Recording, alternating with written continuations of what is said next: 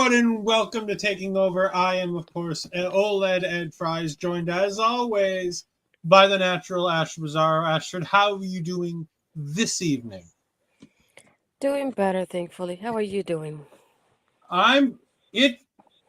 It's been a long week for OLED, especially the weekend. Like, OLED got wrestling ambitious over the past, I want to say, week.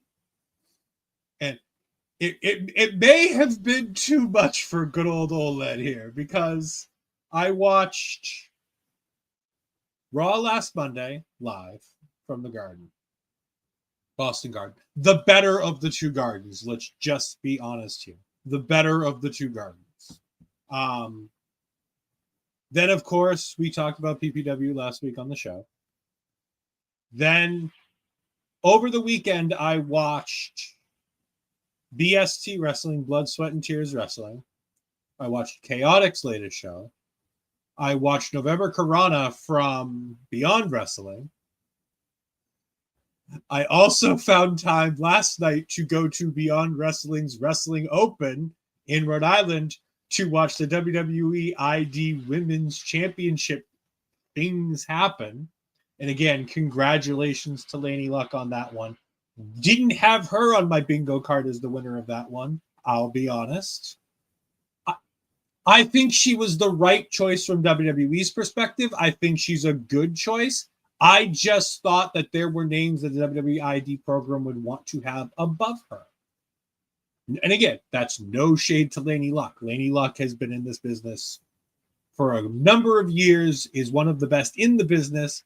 Hell, if I remember correctly, that's Chelsea McKenzie. Never mind. I was going to say, isn't she helping run the Dreamwave, the new training school that Dreamwave has opened up? But that's Chelsea McKenzie.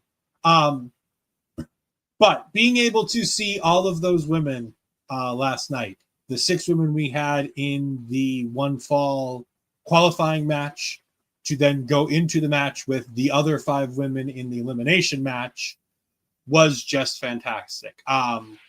The opportunity to see talent that I didn't know when I'd have the opportunity to see them again in the Northeast, like Brittany Brooks, who we've talked about on this show, Nixie XS, who we talked about on this show, who I found through this show, Eric Academia, who I found on this show, who I bought merch from last night because OLED had to spend as much money as he could because these meet and greets are going to kill OLED's pocketbook.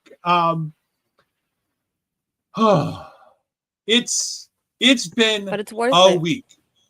Not to mention, we had to watch and enjoy West Coast Pro Wrestling, which again was just the cherry on top of everything else, because this show was a bit of a banger. And like I said, we pick these shows because we look at the match cards and go, this is a match I want to see. This is a match I want to see.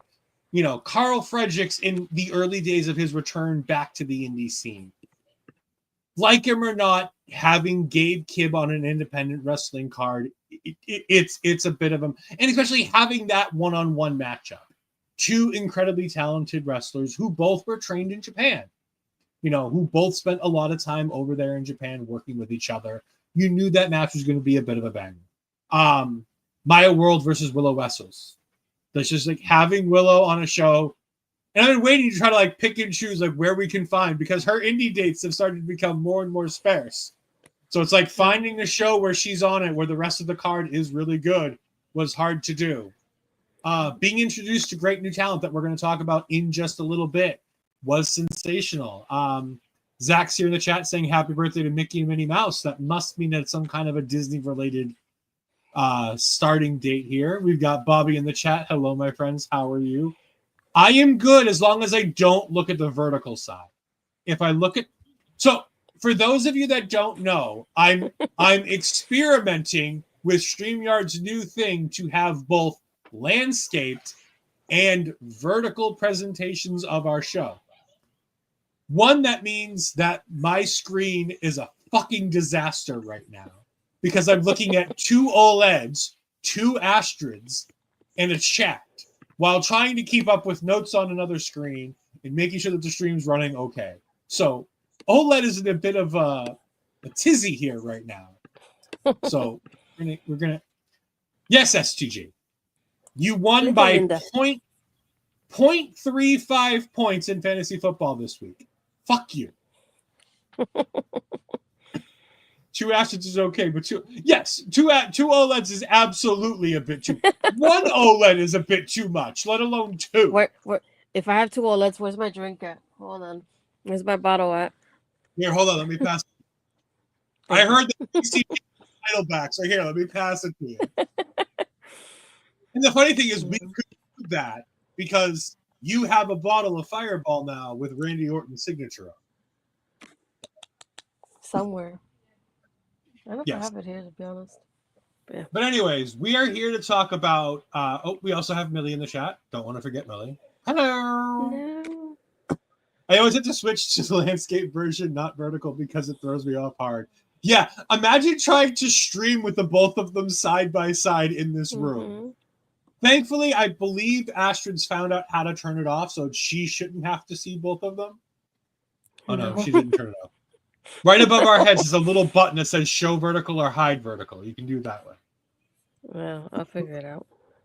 Here, I'm going to give everybody a little look behind the curtain. No. Yes. We're going to do this. This is going to be fun. So, if I share I can share this. This is going to go a little Inception on me, but here we go. No. This is what it looks like.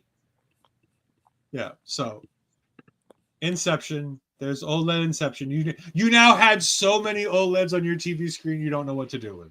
I'm definitely going to need a drink. That's fine. I do too. November 1st, the 7-year anniversary of West Coast Pro Wrestling. We are here to talk about how the West was won. This is indeed a fun show with a fun promotion. Katie Scarlett is their ring announcer. She did a fantastic job. Really enjoyed her. We had, let me see, I put this in the notes even though Ashton didn't have it in there. We had James Kincaid and Righteous Reg on commentary. I'll be honest. He said Righteous Reg multiple times on commentary, and I missed it. However, I thought the commentary was really good throughout the show. I really did. I thought it wasn't the best commentary team we've had. And again, we've had some really good commentary teams. Again, it's hard to beat Ashe Wrestling and Chris Lee and Swole. Like, they're at the top right now of like our commentary teams. Yep. You know, no shade to my love of Chaotic. And again, we kind of get a pass on this because we didn't have commentary for PPW. So we don't have to worry about shading Papa Smokes and Bobby Munson. Because when we reviewed that last week, we were not given a copy with commentary.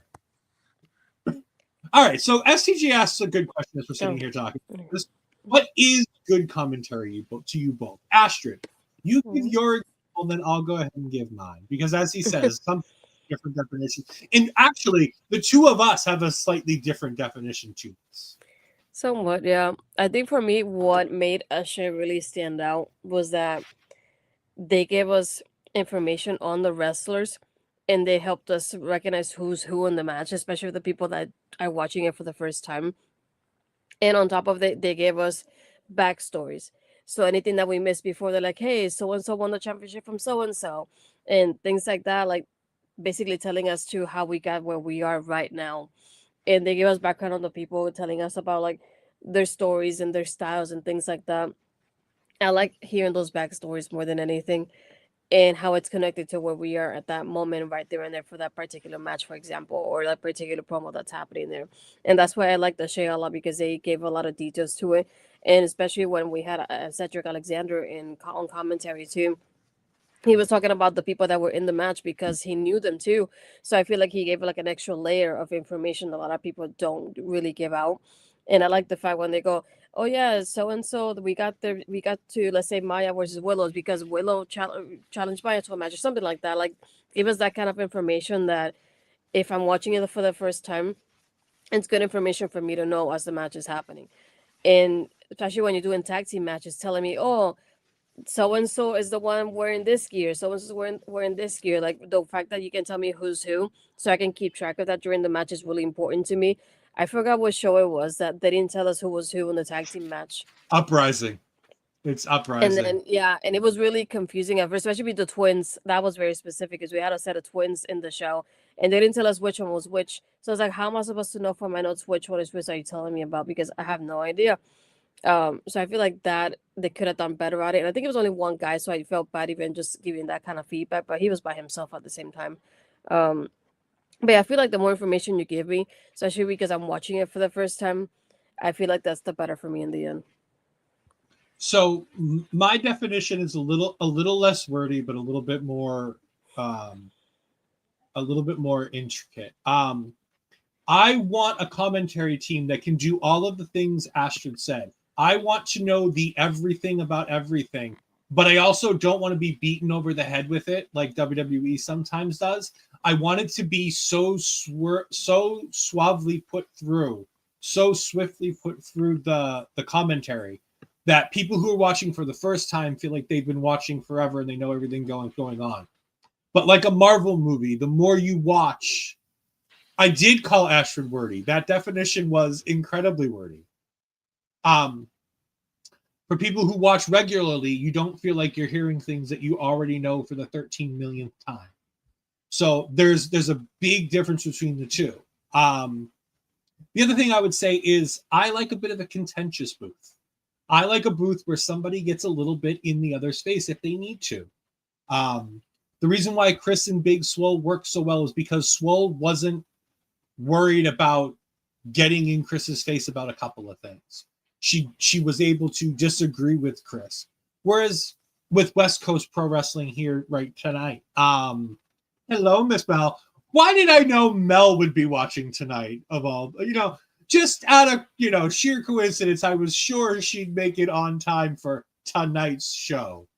Can't imagine why that is. But no, I like the idea of being able to have a bit of a heel face dynamic on commentary. And again, I grew up in what I consider the heyday of wrestling commentary.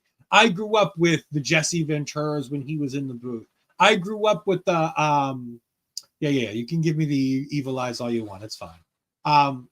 I can go ahead and I grew up with Bobby Heenan and Gorilla Monsoon on commentary.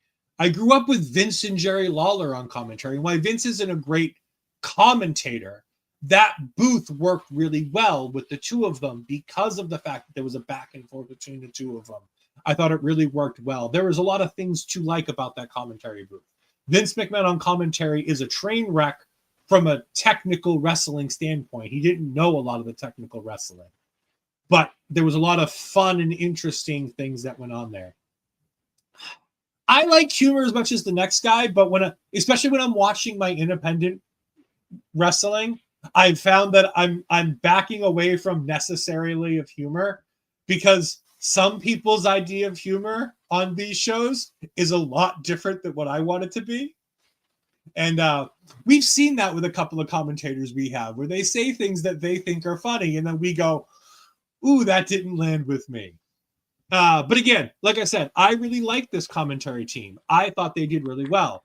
Reg and James Kincaid worked incredibly well together, but it was lacking for me with that heel face dynamic. They were both on the same page. They were both coming at it very bipartisan. We're on the side of both people. They didn't get on the heels. They didn't get on the baby face. Like it was lacking that little bit of extra oomph for me, but that's fine. It is what it is. I don't know what a 6'7" is. I know that there's a meme and the joke, and I'm not going to go ahead and... Zach, we did you 3 times at the beginning of the show. No, go away. Some of my best memories as a heel repeat. Yes, like, I love me a Wade Barrett. I love me a Corey Graves when he doesn't have to do play-by-play. Those things are fantastic. I adore those things. But again, I think if we give me great banter that's not disrespectful and proof you actually know anything about who you're watching and what you want. I agree. And again, the reason why I think Chris and again, we keep going back to Chris and Swole because they're our measuring stick right now on commentary. The reason why I think Chris and Swole work so well is because Chris is a professionally trained wrestler. he may not have done things in his career to the level of Swole did, to the level of Cedric, but he's a trained wrestler, so he knows what goes on in and outside of those ropes. Swole is obviously, an infinitely championed wrestler. I don't know how many championships she's won, but championships and accolades are not new to Big Swole.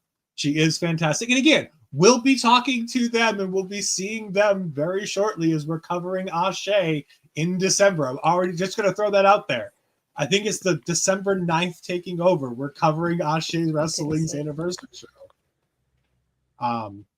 So it's very much, so I was saying, I'm almost certain it was December 9th. Mm-hmm. But we're here at How the West Was Won with a whole bunch of fun stuff. And let's start with a 6-man tag match. How about that, Astrid? Yes. We've got the Young Dead making up ETK, Michael Mori, and Vishnu Akali, I believe is how the thing was pronounced. Mm-hmm. Yeah. Taking on, and again, this promotion is going to kill me with pronunciations. All right. The Suavecitos. Okay. Made up of Dani Rose, Adrian Quest, and Ricky Yee. I did like that Andre Quest came out wearing a Dodgers jersey to a San Francisco crowd that then started chanting for the Blue Jays. Because, again, remember, this is a November 1st show. It is in the midst of the World Series. And I never thought I'd hear a California crowd cheering against the California team in the World Series. But again, this is what made this crowd really great, is that they were using... I mean, we could talk all about the World Series and the wonderful greatness that is the Los Angeles Dodgers. Oh, weird. Crickets? Okay. Astrid, why don't you go ahead and give me a little bit of a rundown of what you thought about this 6-man tag match? SCG's gonna throw me off again with the comments. I really enjoyed this one because it was a fun tag team to begin the show with. I like more like the psychology behind it, because we had most of the match, I would say, Michael Mori from Young Dead that was very isolated from his team at so many points during this match, and they tried what they could to really take advantage of this somehow. And I like the way they did it. They even used the jersey at one point to choke somebody, to choke him, Mori, to be honest. But yeah, Mori was the one that was the most in this match, and it was more about that part of seeing the heels really take advantage of this more than anything, of like keeping him there as much as he could. But even then, they still win at the end. But I like the dynamic here that they have between both teams. Yeah, I was really impressed with both Suavecitos and the heel actions of the way they managed to be able to do that. Can we get redemption? Ed pronounces any word, you put it in the chat, because he admitted he's bad at pronunciation. I mean, we can, but let's not, because God, this show is going to kill me at points with this. No, I really like this. I thought the heels were really, really good in this. They stood out to me. Rose, Quest, and G really stood out to me as like really fun and interesting. And they all seem all very young into this. None of these guys seem like they're in this for many years. I'm very excited to see where these kids go.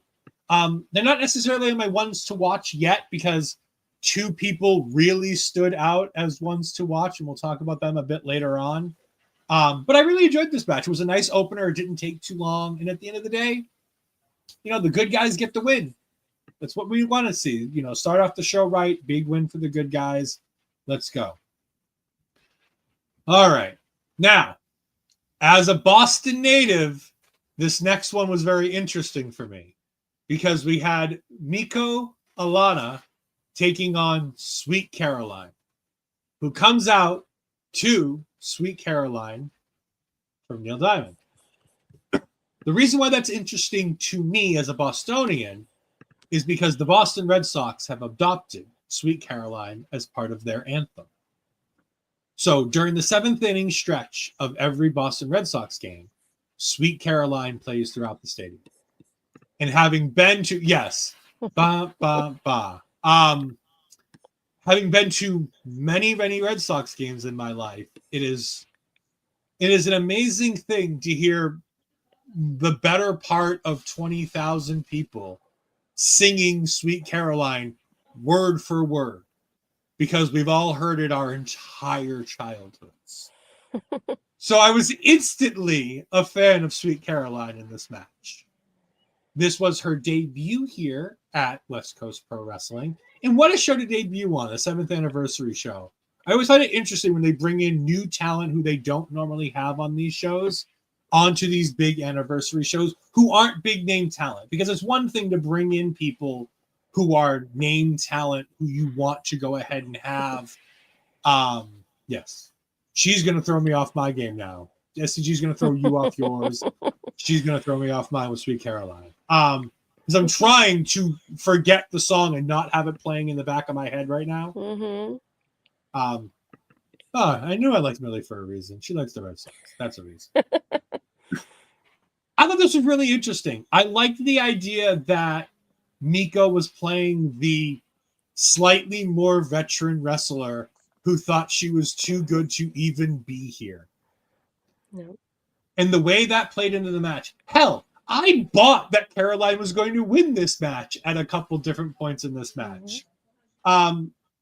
I thought it was really good. The X Factor from Caroline was really impressive. And at the end of the day, I thought she was going to pick up the win. But that Tiger Driver, Jesus Christ, was that something. Yeah. I love Miko being the powerhouse, though, more than anything. Like, she does her role so well. Like, I can give you that much.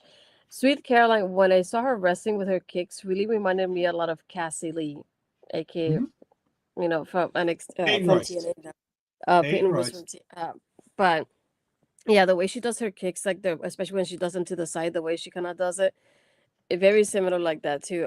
I like the dynamic here between both of them, like you said, because we do get Miko being, I'm the veteran here, and I feel like I'm more confident. I can like outsmart you because you're the younger person and you're the person with barely any experience. But when Caroline really picks up the speed, she really picks up on it because she does the head scissors. She'll keep going at her for a while, and then Miko would do one move and like stop her. And like you see that back and forth they have with each other. And it's like Sweet Caroline would do a couple of moves, pick up that momentum in the match, and then Miko would just stop it with just one or two moves and give her that back and forth they had here. And I loved her Fisherman Buster with the bridge. That was pretty well done too from Caroline. But yeah, I had so many points that I thought that Caroline was going to win too, because the back and forth they have with each other, she was picking up a lot of momentum pretty often during the match. But Miko wins at the end. But still, I feel like it was a great showing for her. And just both of them in general, because I like the dynamic they have with each other here in the story we had of like, I'm overconfident because I'm the veteran, you're still not going to beat me. And she does it in the end. Yeah, I thought it was a really well-told story in a match with two younger wrestlers who really put on a hell of a show. And at the end of the day, I was very intrigued by this match. Speaking of matches that were intriguing for reasons I didn't expect, we are having our first multi-promotional storytelling that's happened. So when we covered Action Pro Wrestling in ROH's Dean 3 show, we met a man named Mad Dogg Connelly. And in that match, Mad Dogg Connelly worked with an eye patch. We found out tonight why he worked with that eye patch. It happened to be at West Coast Pro Wrestling's event prior to this match. Mm-hmm. So it wasn't this show. It was the show that they had before that, where they had gone ahead and had Mad Dogg Connelly in an I Quit match where he had a stake driven into his eye, which caused the eye injury that he wrestled with at the show. I think that's kind of fun for us as we've covered both of these shows now. So it's a little bit of a, sidewinding story. With all the variety of independent wrestling, do you take notes about wrestlers that are up and coming for the... Absolutely. I now have a list of wrestlers that I purposely go and find places that they're working and promotions that they're working. On top of the fact that I also have a list of promotions that I want to keep up with. Like, the great thing about, and again, we'll talk about it when we talk about it more when we have shows that are on it. Indie wrestling television, IWTV, pay the $10 a month. If you're into independent wrestling, there is something for everybody there. If you're the deathmatch sicko like our good friend Lauren Goodnight, you've got CZW on there. You've got NHB, No Holds Barred Wrestling. You've got things on there that you can get. If you like the things like I like Dreamwave, like Uprising, Beyond Wrestling, all of their stuff is all on there. Action Pro Wrestling, places we've covered, because guess what? That's where we're finding a lot of this content, because not everybody's telling their stories on YouTube. We love it when they have YouTube because it makes it easier for us to promote those shows. And by the way, West Coast Pro Wrestling is all right up here, including West Coast Pro Wrestling on their YouTube. So definitely go ahead and check that out. So yeah, it was interesting to see Mad Dogg Connelly again. This is now the third show that we've seen Mad Dogg Connelly on, because we also saw him on our show with JCW. And again, this will be the first time, it won't be the last time that we talk about JCW on this show, I don't believe. Oh, we've got Lewis in the chat. Hello, Mr. Lewis. You're up late. Go to bed. Mad Dogg Connelly is taking on AJ Gray here. AJ Gray is a name that I remembered. I never remember watching his matches, but I remember this being a name of an up-and-coming indie talent that I was like, oh, I remember that name. This match was a fucking slugfest. Like, these are big dudes. And it wasn't, they didn't rise to the level of big, meaty men slapping meat, because I don't think either one of them were big enough to be big, meaty men slapping meat. But this was a hoss fight. This was a slobber knocker. This is that, fisticuffs kind of match. My employer would be very unhappy with how many times I watched this match while on the clock, because I watched this match twice in its entirety today. I really enjoyed this match. I thought these two guys had a bunch of chemistry. And on top of having a bunch of chemistry, I really thought that these two guys put on a hell of a match. They knew the story they were going to tell, and they went out and they did it. And the things they did were... Nothing was super complicated, but everything looked great. And sometimes you need a match where... Yeah, that's fine. That's fine. You can tell my employee. You can tell my employee, my one employee that I have underneath me, about my time theft. But no, I thought this was really, really good. And I enjoyed everything that this match did, because it was just something different that nothing else on this card had. And that's really good for me. I really enjoyed that.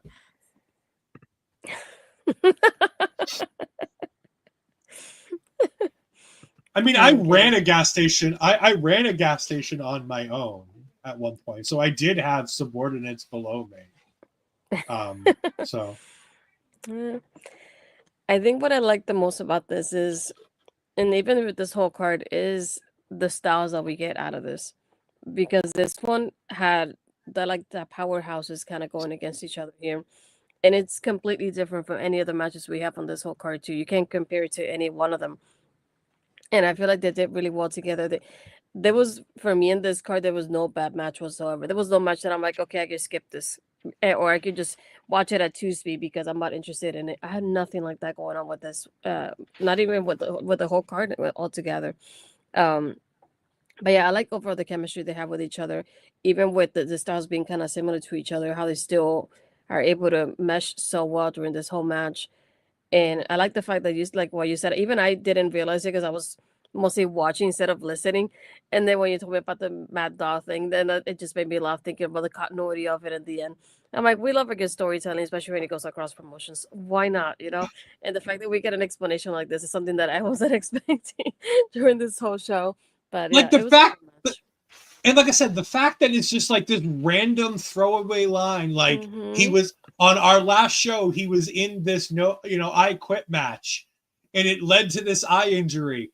And like they didn't even reference the other thing, but I'm like, as I'm listening to it, I'm putting it together, and I'm like, wait, Mad Dogg Connelly, eye injury. Oh my God, their last show was the show right before Action D. And I'm like, that's just kind of cool that we kind of cover it like that. So we get these cool little things.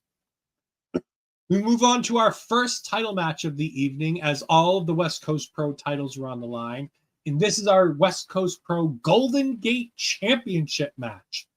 I do love me a promotion that names things after the places that, like, it tells me exactly where this promotion was.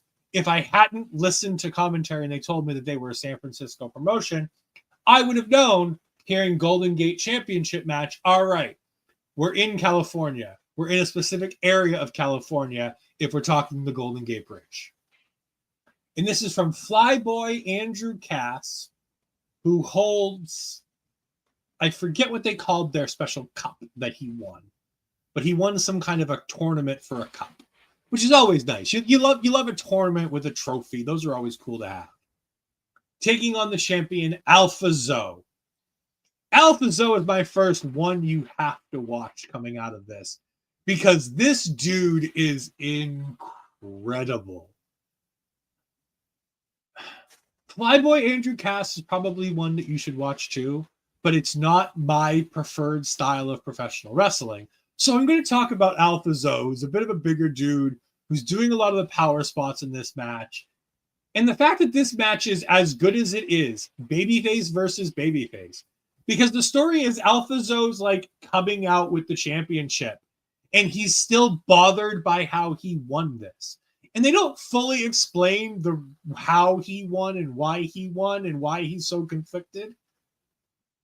But I love the idea that like, there's a babyface who won the title in a way that he must not be too thrilled with, and came out with this like little bit of a hesitation on it. Love it. It gives a built-in story to the match they can continue to tell. Andrew Cass was sensational in this. I thought he was great. But again, to me, it's just the power of Alpha Zoe and the way he's able to ragdoll Andrew around the ring was just fantastic. Ashley, what you got about this one?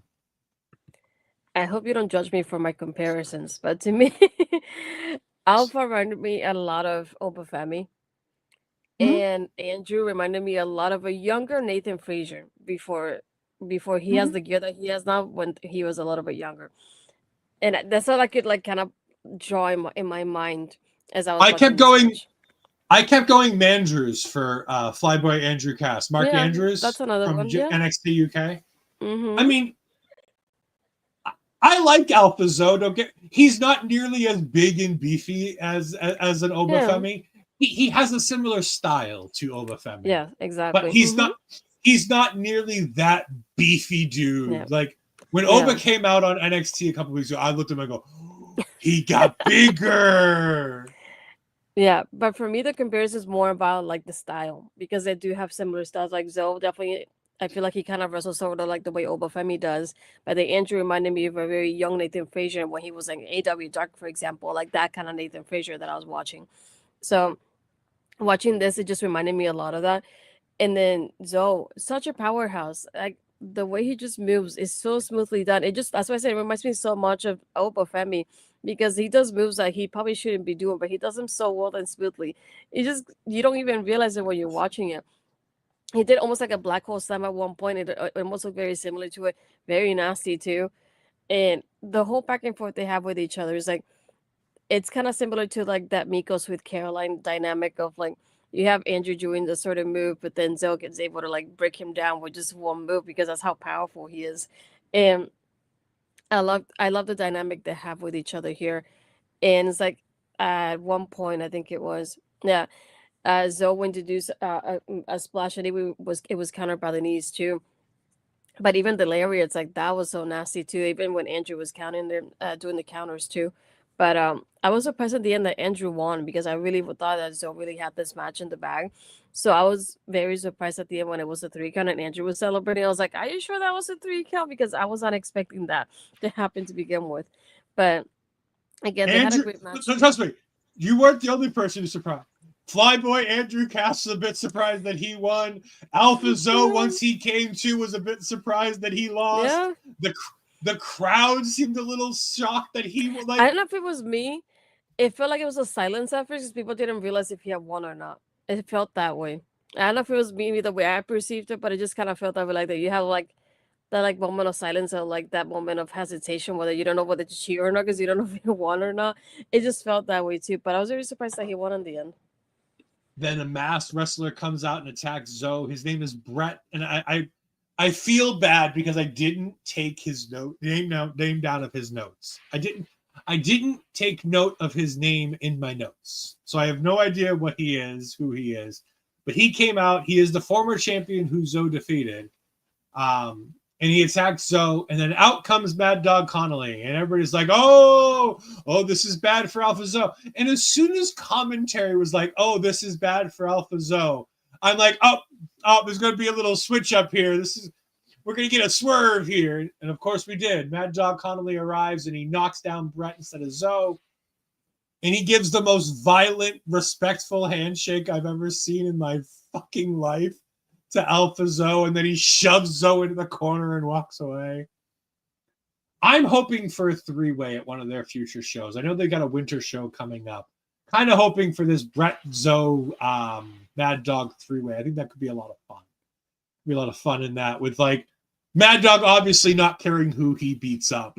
Alpha Zoe and Mad Dogg are about a similar size, so that'll be a bit of a beefy dude match. And then this Brett guy seems like he's got some skill. He's not nearly as built as the other two guys, but I feel like there could be some fun to be had with the three of them in there.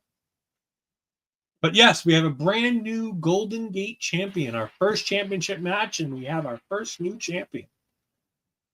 We then get a first time ever match.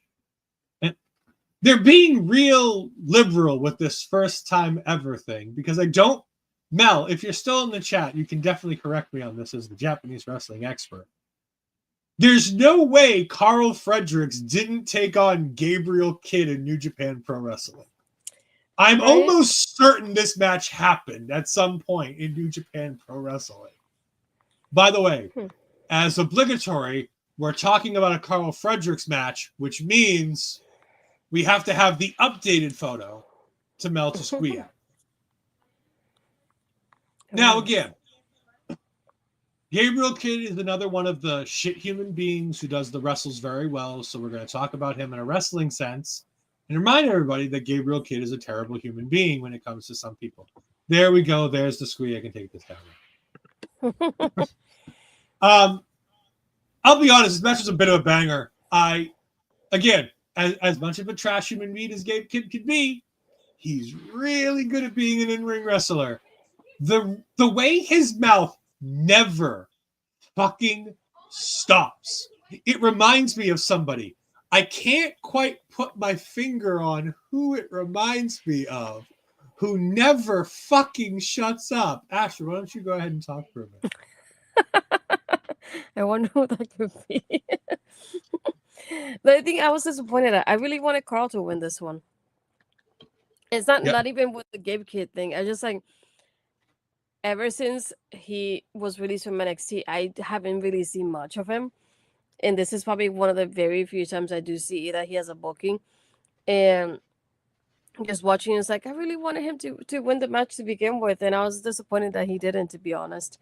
And it's not even just a Gabe thing. It's just like because I like Karl Fredericks. I really want to see more of him.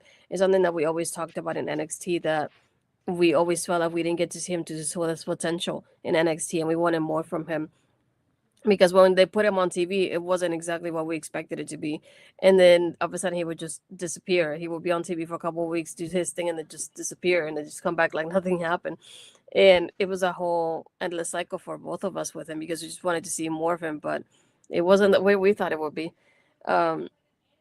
This was very interesting because I seen bits and pieces of Gabe Kidd before, but obviously Karl Fredericks is the one I'm used to watching more than anything.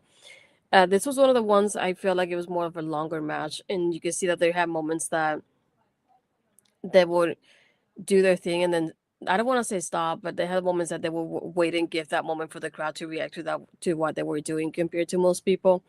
And it just felt like they went for a while, because I just felt like at the end, I just felt like Karl was almost dead at that point when the match ended. Um, but it was pretty. It was, I think you said, it was a decent match for me. It just, I have a bias against the other person, so that's what I was like. I could do without him being on the card. I really couldn't care less. But I just want to see more of Karl, please. Somebody book him more often. Yeah, so they did meet in tag matches at various times, but apparently it's the only time because Karl was in LA while Gabe Kidd was in the New Japan.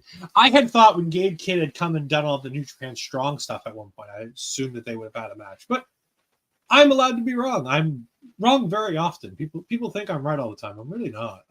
I'm really wrong a lot.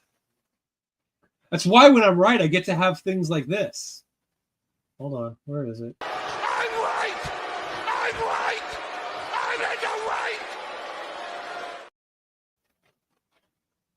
I may have to replace that clip because that guy's coming under fire too. I might have to, it's so weird. All the clips that are like things that I say that are right are all people that are just so problematic. I need to find clips of good people saying things. Anyways, problematic. No, I thought this was a really great match. I thought these two guys really killed it. It's the kind of match that you'd expect you'd get from two guys who were trained in the LA dojo and the New Japan dojo. Going through that New Japan system, because they're both New Japan dojos of things, being trained by people who understand the strong style, you got exactly what you expected out of this match. The ability to wrestle the style that Gabe Kidd wrestles and never shut your fucking mouth, and still have the breath to have the match he had here. Again, trash human being he is, banger wrestler he is too. And I love the idea that the pile driver went on and Karl kicks out. And Gabe's like, all right, talk some trash, do a thing, hit a pile driver again. Like, they were like, oh, he did it right away. And I'm like, no, Gabe Kidd did Gabe Kidd things in between and then hit the pile driver and won the match. Like, it is what it is. It is what, he is who he is. Yes, more Karl Fredericks on shows, please. More Karl Fredericks on non-GCW shows, please and thank you. Because he's in a few with Mance Warner on GCW, and it's like, not dealing with the GCW at all. So can we book him on other things, please and thank you? But yes, for those of you that do miss your Gabe Kidd be kidding, yes, he did indeed be kidding the whole match. If you do want to see Karl Fredericks more often, sign up for his Twitch. He does DJ streams probably about once a week. I used to send him to Mel every time he went live, just to make sure that she knew that he was live. Because the great things when he was like just starting doing it, he had like 5 people in there, and he responded to every comment that was going on while he was doing his DJ thing. But again, would you really want to be doing the wrestling thing when you're doing your DJ thing and you're with Dakota Kai? Like, do you really want to leave the house and do the wrestling thing, or do you want to just stay home and do that? Because, I'm all in favor of staying home. Yes, Mel. I figured you want here one more look, Mel. Here you go. The updated Eddie, as I call him, the updated Eddie Thorpe. All right. Bye. He's all gone. This is where we went to intermission before we came back for a second first time ever match. This was a first time ever match that I was certain of when it was announced. Willow Nightingale of AEW takes on Maya Worlds, who's been making the rounds in Ring of Honor lately, which is good for her. Hopefully they sign her in Hyon, because that would be great. I would really like it if the two of them got signed. I believe Billy Starks put out a thing, just stop the BS and sign them already. I'm assuming that was in terms of the two of them. Because didn't Billy Starks and Altina just take them on Ring of Honor, right? Mm-hmm. Now, was that the match where they filled in for the two people who thought they were bigger than the business, or was that a different match? No, this is the match that they were scheduled to have originally. Okay. The collision one is the one that they replaced the other two. Where they replaced the people who thought they were bigger than the business. Mm-hmm. Because they either wanted to win the match that they shouldn't have had any business winning, or they just wanted more time in the match that they had no business winning, and they thought that they needed more time as unsigned talent who weren't going to get signed, and so they just left so they didn't get any time, as opposed to getting just a little bit of time. Yeah, so the Ring of Honor one is the original plan. Okay, so Ring of Honor. Mm-hmm. I love how I'm just sitting here throwing shade because it's just so, one of them deserves to have shade thrown at them, and the other one's just kind of stuck in the middle, and obviously making poor life choices for herself. Mm-hmm. I did see one indie promoter saying, "Yeah, good luck getting booked on indie shows now." If you, and by the way, I think it's kind of funny considering that person's been on the market for a long time, and I've seen like 5 advertised show that person's on. Mm-hmm. Like, Karl Fredericks been released less time, and I feel like I've seen him have more matches than that person. Mm-hmm. All right, enough shade.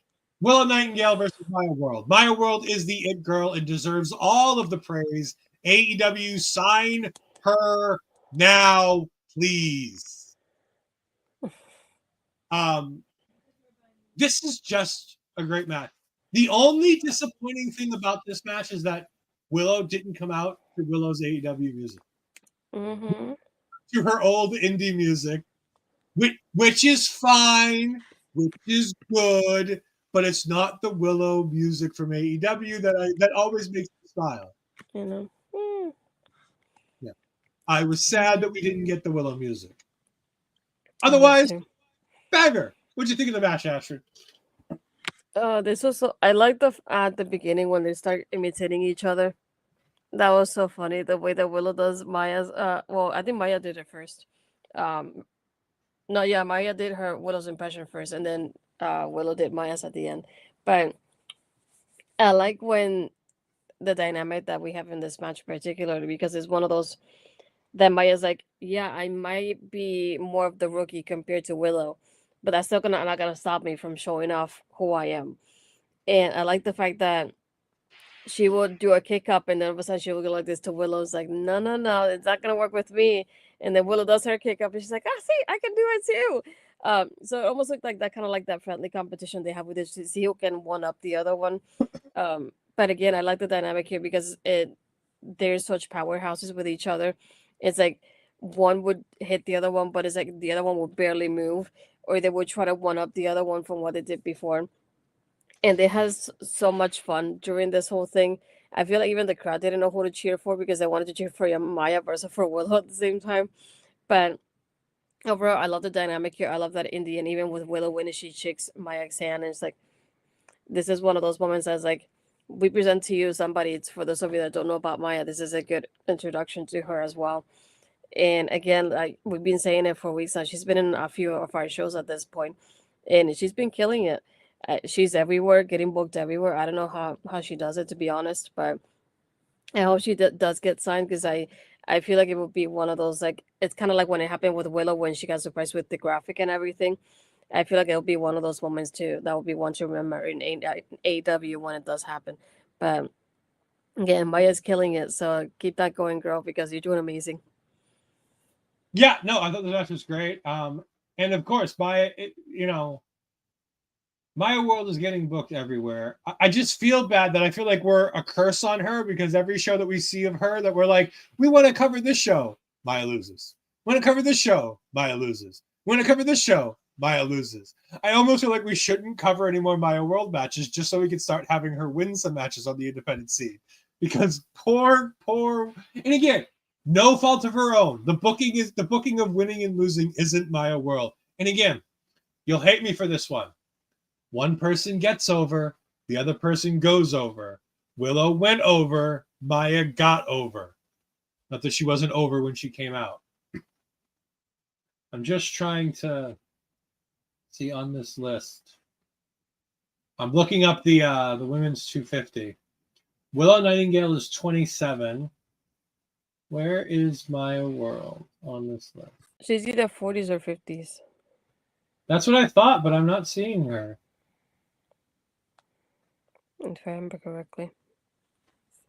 I think didn't you? I think you posted it somewhere. I think it I was. I have the list that I posted, but for some reason, like I said, I'm on the women's 250 from 2025, and I'm way too far down the list for my world. So we're just gonna Yeah, move on. that's.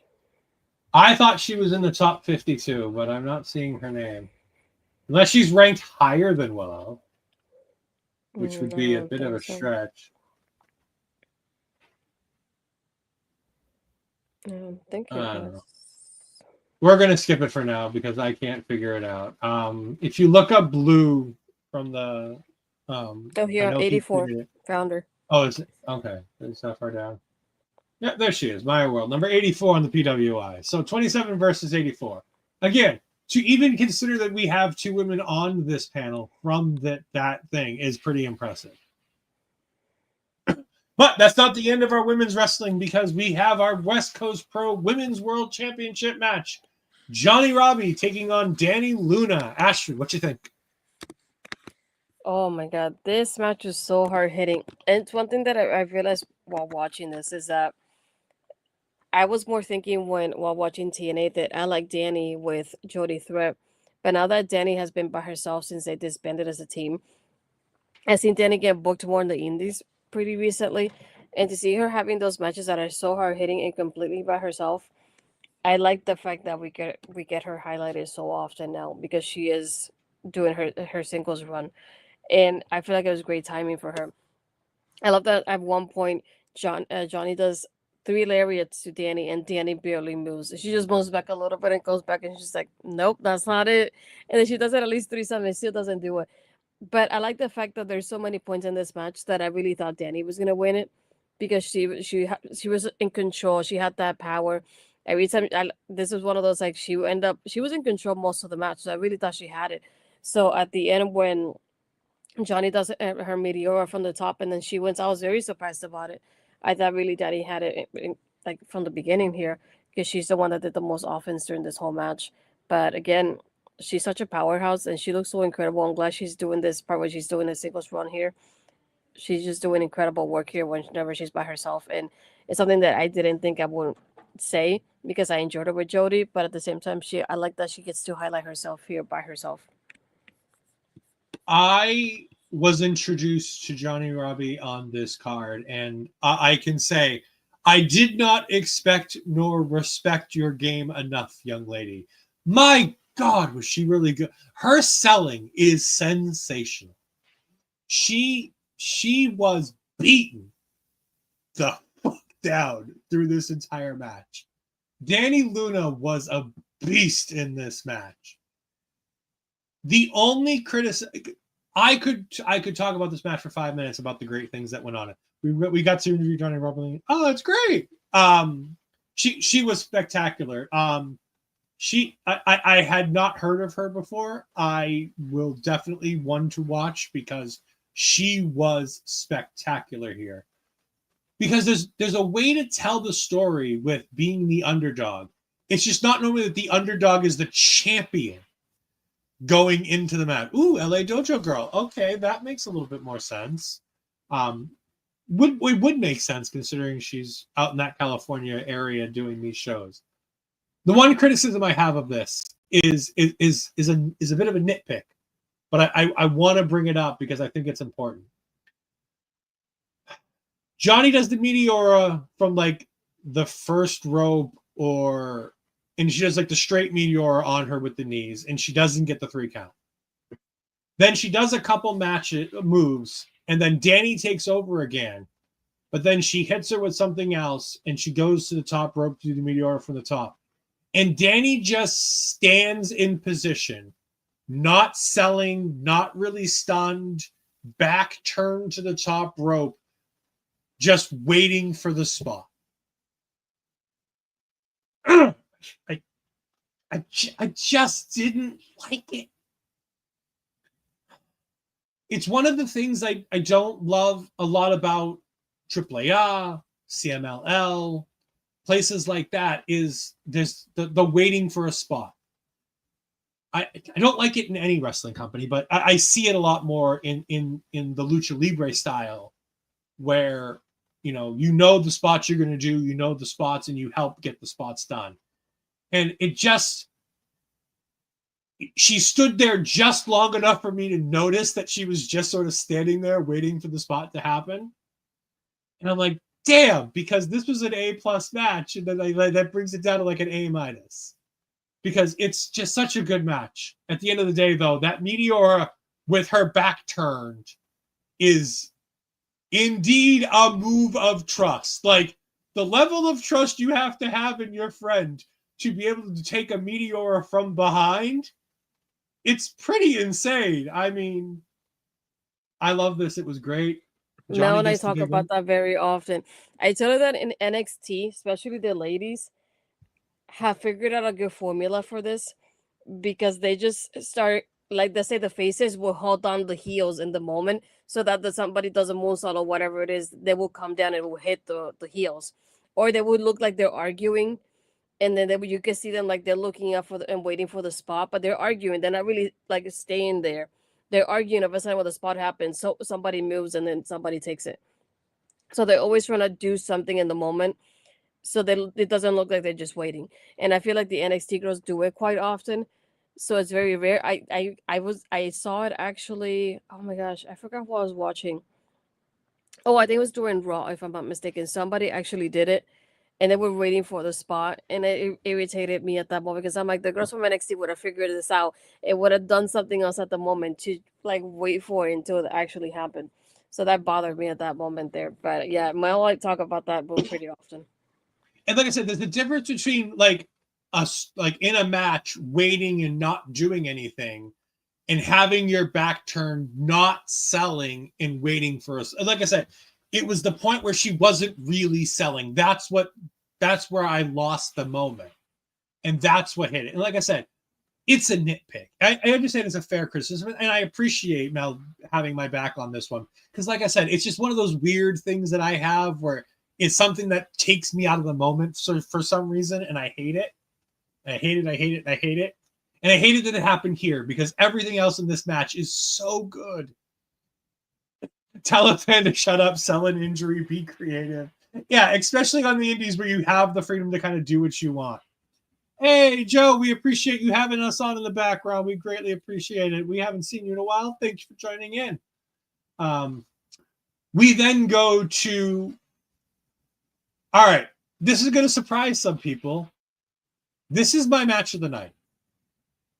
And I'm taking the main event out of it because the main event doesn't count for that. And I'll tell you why in a little while. I didn't know anything about these two boys coming into this. I'd heard one of their names, but I didn't know anything about the Crush Boys. Those are the tag team champions here. Starboy Charlie, who I've heard of before, and Titus Alexander. I am now a massive Titus Alexander fan. These two are my one to watch because these two are fucking incredible. Taking on the Cowboy Way, one called Manders and Thomas Shire. Now, if you'll remember our JCW review, we did not highly rate the Cowboy Way. This is a thing where we can talk about how match styles imprint a thought about a tag team. About any wrestler, but in this case, we're going to go with tag teams. Because the two big tag matches that were on that JCW show were both kind of no-holds-barred-y kind of fighty matches that me and Asher just weren't into.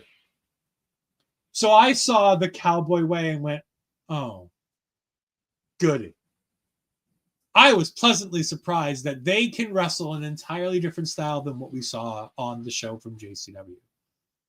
However, in a match with 4 men in it, whom I don't know the sexual the sexual preferences of any of them, I will say there was a lot more kissing in this match than I was expecting.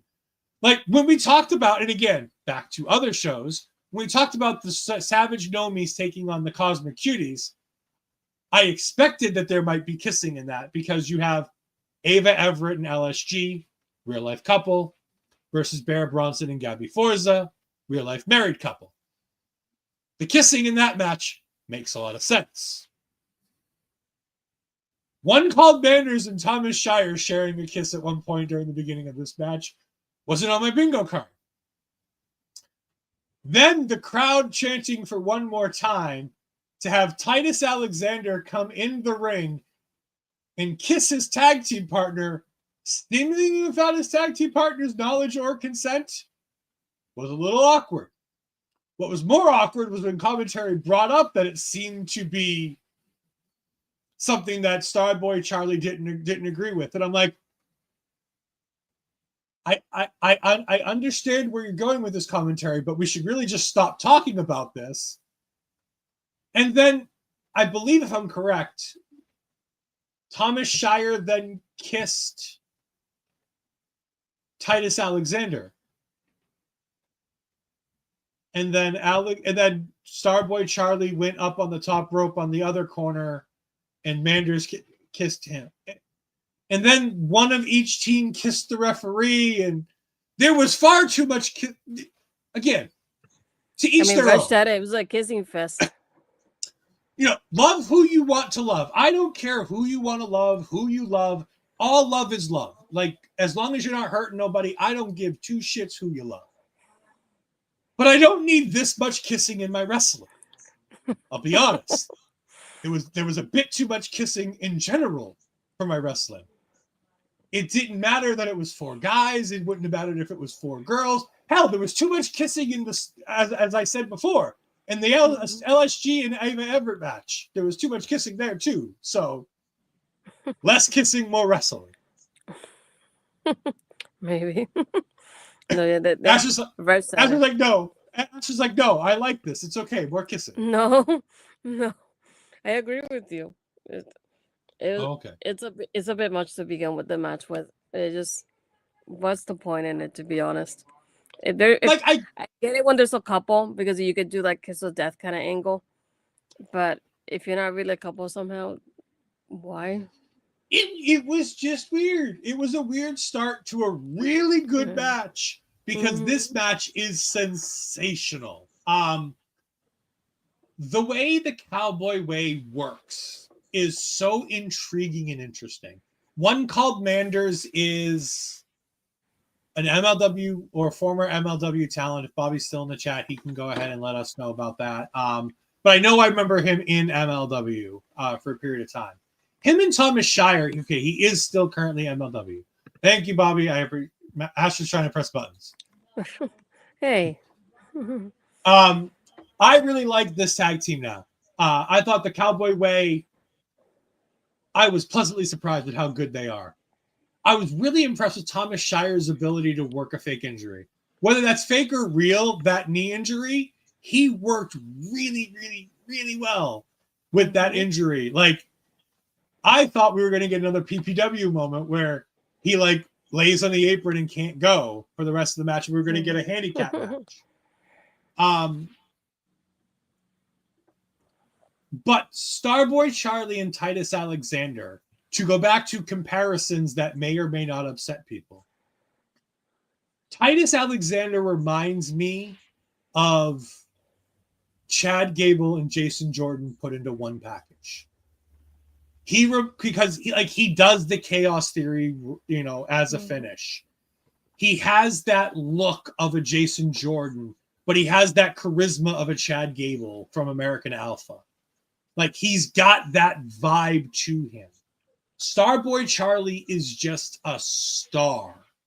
But he reminds me a bit of, it's a name that you mentioned earlier. He reminds me a lot of a Nathan Frazier. He's got that speed, that ability, that high flying to him. But I love the idea that it's also a bit of a Kurt Angle, where he wears the fucking denim, denim overall, that denim dragon. Like, that's a cool, fun gimmick that I didn't see coming. And the idea of bringing the straps down and then not getting the finish of the match, so he brings the straps back up just to take them back down again. I loved this match. I was so happy that I was able to watch this after I finished my my work day, that I was really able to go in there and just watch the match. This is absolutely sensational. One called Manders, great, but my ones to watch for this whole card, if I can only pick two people, it is absolutely the Crush Boys, Starboy Charlie and Titus Alexander. Alexander's finish is called the Big Ugly. Interesting. They kept saying the Chaos Theory. They didn't really actually give it its actual name because the Big Ugly was never once mentioned on this show on commentary. No. And even then, when I was messaging you while I was watching this, I didn't want to like give anything away because I know you were a little bit behind than I was.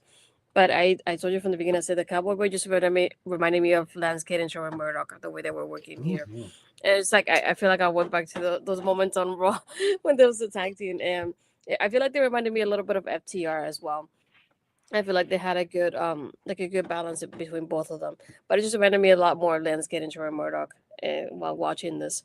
And I like the way they worked the match too, because they also isolated Titus for most of the match here. So they were working in such a way of keeping him away from Star Warriors for most of the match, I would say. But I like the chemistry they have, though. Like the fact that we get these guys they have like a slower pace to them versus the Crush Boys are very fast paced. So I like the contrasts and styles that we get from both of them here. But I really, like you said, I was like, I feel like the Crush Boys really stood out to me in this match. So they're definitely the ones I want to keep watching after this. But I enjoyed this match with the Cowboy Boy because I feel like it was better than the other one that we watched. So I definitely feel like this is the better match out of the two that we see from them so far. So that made me feel like I want to watch more of them, but I definitely think the Crush Boys are definitely my ones to watch after this. Definitely loved them. Oh yeah. Oh, this was fantastic. And again, like I said in the beginning, it just shows how important a match style is to your enjoyment of a product. Me and Astrid both are very forgiving when it comes to watching pretty much anything.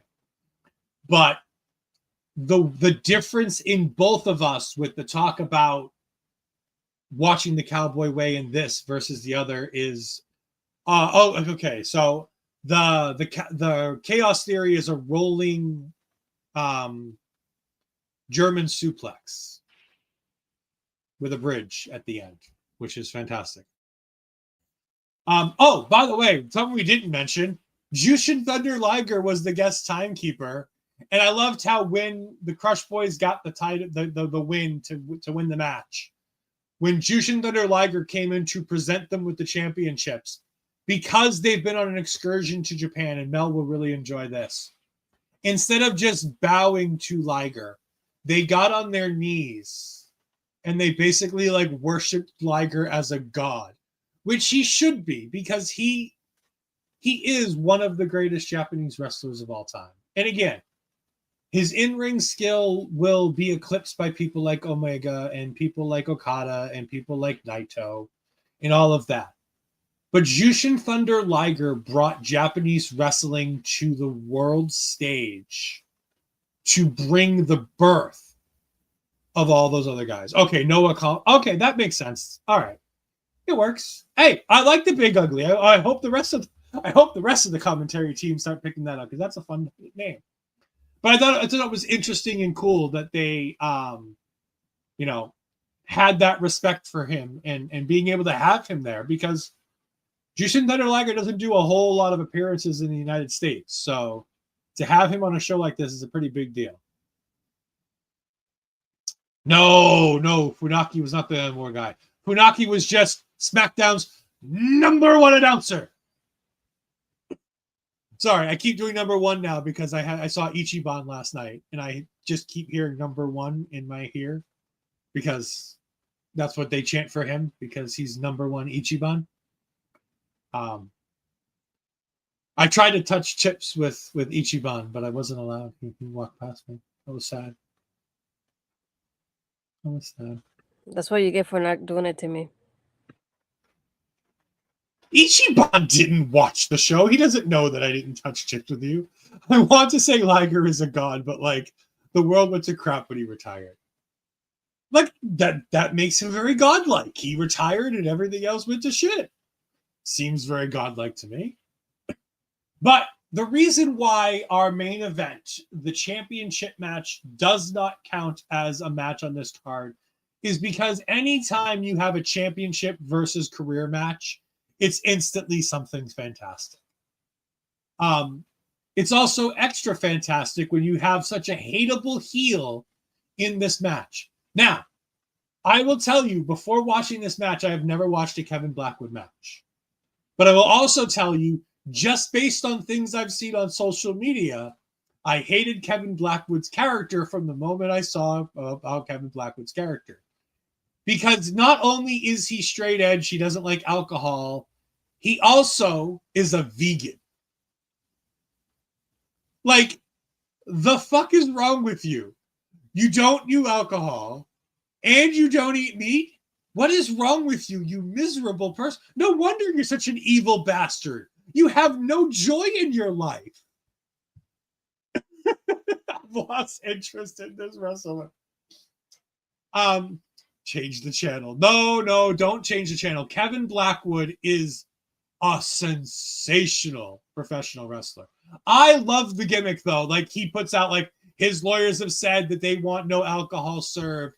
They don't want any meat products served at the, like, I love the idea that his, like, legal team on social media, and I keep waiting for, like, Luca Carusifino to tweet out some kind of paperwork that claims that he's his lawyer.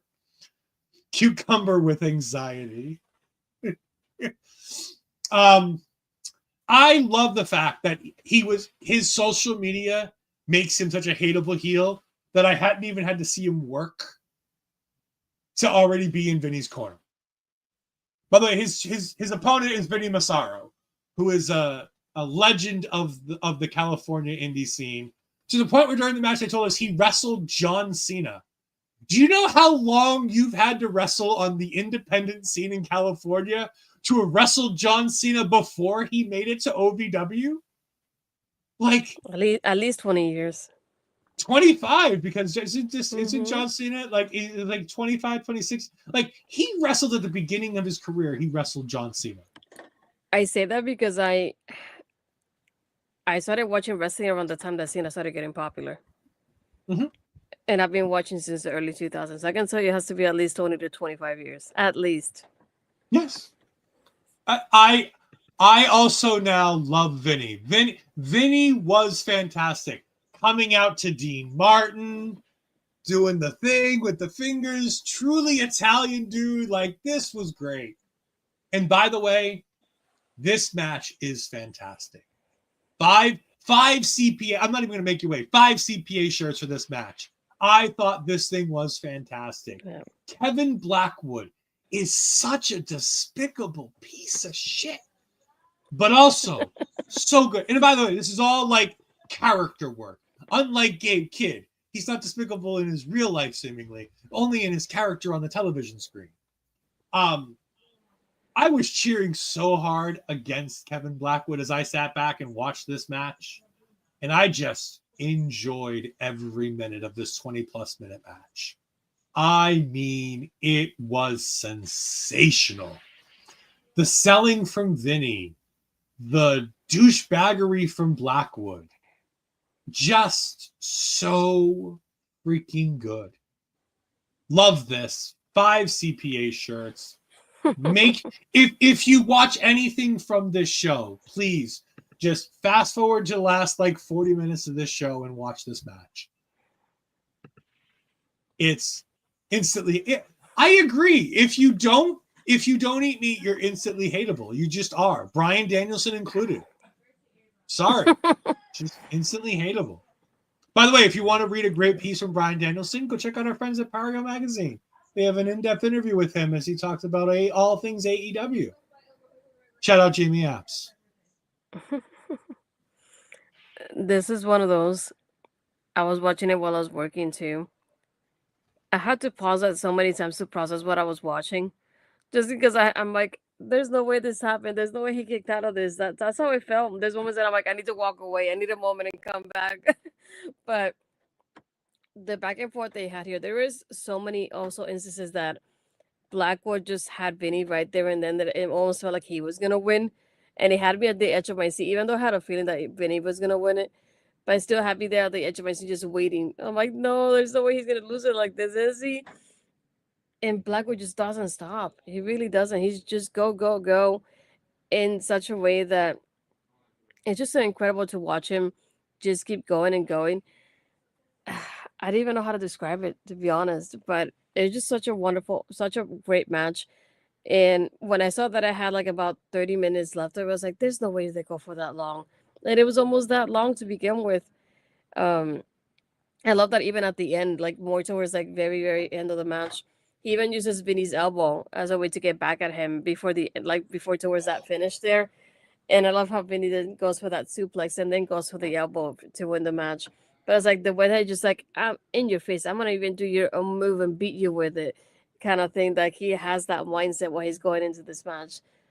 Holy moly! I had seen more of Blackwood, like you said, like on Twitter and things like that. Like I've seen him more on social media, but I hadn't seen his matches. Vinny, same thing. I seen him more on social media every now and then. But this is the first time I get to watch either one of them wrestle, and they did such an incredible job with their story here. And I love when everybody comes out just to cheer on Vinny at the end and hug and celebrate with him that he won the championship. But again, Chef's Kiss, incredible match. 5 CPA shirts. However, production, I have a gripe with you. I have a gripe with West Coast Pro Wrestling's production team.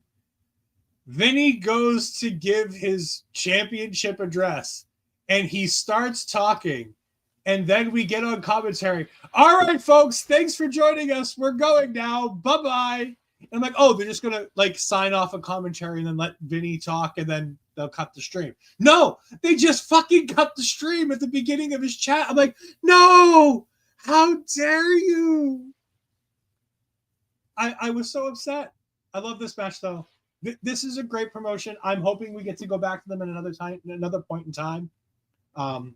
They're definitely on our list. Yes, my little heart. There's definitely not much to it, but that little heart that I do have did indeed break a little bit. We've covered Action Pro Wrestling a couple times. They're on our list of we just want to go ahead and watch them because we like what they do. Obviously, Dreamwave we've covered twice. We're going to be covering Dreamwave and Uprising in December. Spoiler alert. So be on the lookout for those because the Good as Gold show and the Uprising 7 show look fantastic already. And those shows haven't even happened yet. They're still announcing matches for them. We'll be back to December is going to be a lot of repeat shows that we've been to before. We're doing Ashe Wrestling again. We're doing Dreamwave again. Why we step? I don't know. I don't know why they cut it. Conrad, hello. If you want a great post show for all your AEW needs, go check out EPW Show on Twitter, on Twitch, and on YouTube. They are fantastic. We do love Conrad. Will you guys be doing a show next Tuesday with the U.S. Thanksgiving coming up? Yes, I will be doing a show next week with U.S. Thanksgiving coming up. Some of us have decided that they're not going to do the show. It's Mama Natural's birthday.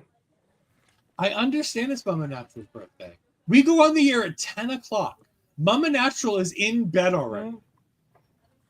How do you know that?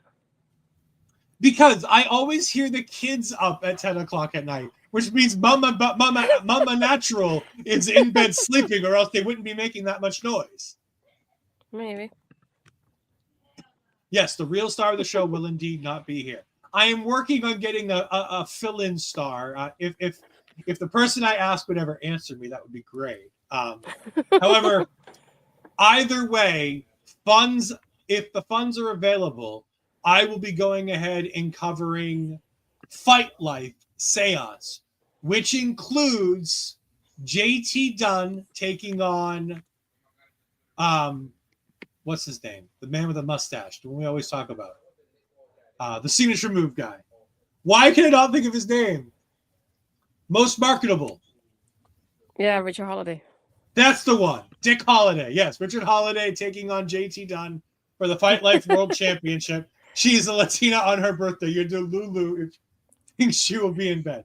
No, that would be Delulu if I thought she wouldn't be in bed. I know Ashley won't be in bed. But Mama Natural, you know, she's going to be in bed. Maybe. She's going to be in bed.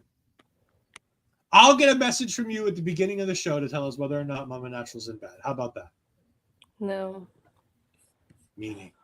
Anyways, we're hoping to do Fight Light Seance, which also includes Gangrel on the show. Like, I never thought in a million years that I'd get to talk about Gangrel at an indie show that we're covering. I mean, he's in Florida often, so. On shows or just there? On shows that I know of, yes. Oh, okay. Mm-hmm. Is Hollywood Astrid a 2-hour nap sleep zombie? No, Hollywood Astrid takes about a 2-hour nap after work every week. No, it's not 2 hours. It's 1 and pushing it. Sure. Hey. Gangrel's real voice killed the aura for me. Oh, Dave's voice isn't that bad. Anyways, if you want to go ahead and... Why can I not? Oh, okay. I can't click SGG's comment away. So if you can do it, that'd be great. There we go. If you want to check out West Coast Pro Wrestling, Facebook.com/West Coast Pro Wrestling, WC Pro Official on Twitter, and of course YouTube, where they stream all of their shows live. You can go ahead and check them out at West Coast Pro Wrestling. Thank you for them. This was a great show. We greatly appreciate it. For our local establishment, you can find us all at the places down below. All day podcasts on all your favorite social medias. Our local establishment. We are less than 100 watch hours away from going ahead and getting monetized. Please help us get there. We're getting so close to the first level of monetization. But Hollywood Astrid, where can we find you this week? You can find me. My Twitter and Blue Sky is Astro Pizarro. My Instagram and Threads Astro Pizarro 20. If you're on my YouTube channel, hit the subscribe button, hit the like button on the video, and you can comment. Let us know if you, whatever independent companies we haven't covered that you want us to cover too in the future. So. Yes, please let us know. It's in 2026. We're going to need some new promotions we want to cover. We've got a list going of places we want to go. We want to go international in 2026. So we're already looking at Rev Pro. We're looking at what's the other? Eve Riot Girls of Wrestling. We're looking into them. All kinds of different stuff. I think Progress is another one we mentioned as a potential show that we want to cover. We want to do some international wrestling as well as some stuff here. Thank you all for joining us. We greatly appreciate it. I will be back next week as Hollywood Astrid will be big timing me and not being here. But I'm here for the people because I love the people. Thank you. We'll see you next time. Goodbye. I am in misery.